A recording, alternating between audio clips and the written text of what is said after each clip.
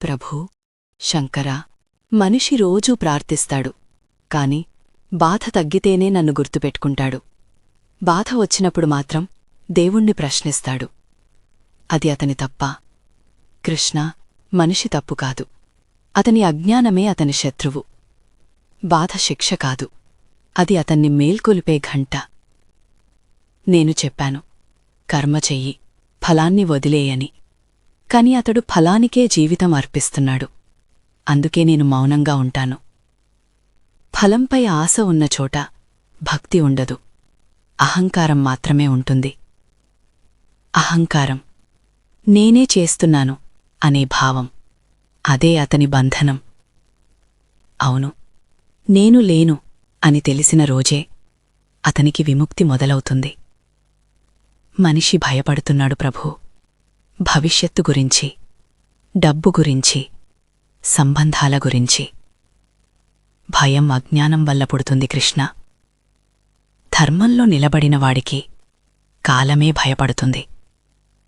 నేను కాలమేనని చెప్పాను, కాని అతడు కాలాన్ని వృధా చేస్తున్నాడు. కాలాన్ని గౌరవించనివాడు జీవితాన్ని కోల్పోతాడు. కాలాన్ని అర్థం చేసుకున్నవాడు మరణాన్నే జయిస్తాడు.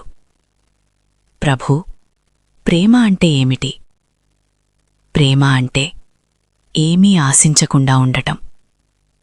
అందుకే పార్వతి నన్ను కోరలేదు, నన్నే అయిపోయింది.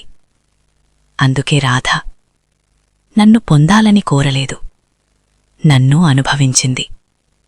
మనిషి ఎప్పుడూ అడుగుతూనే ఉంటాడు. ఇచ్చే భక్తి అతనికి రావడం లేదు. ఎందుకంటే అతడు దేవుణ్ణి ఉపయోగించుకోవాలని చూస్తాడు, దేవుణ్ణి అనుభవించాలనుకోవడం లేదు.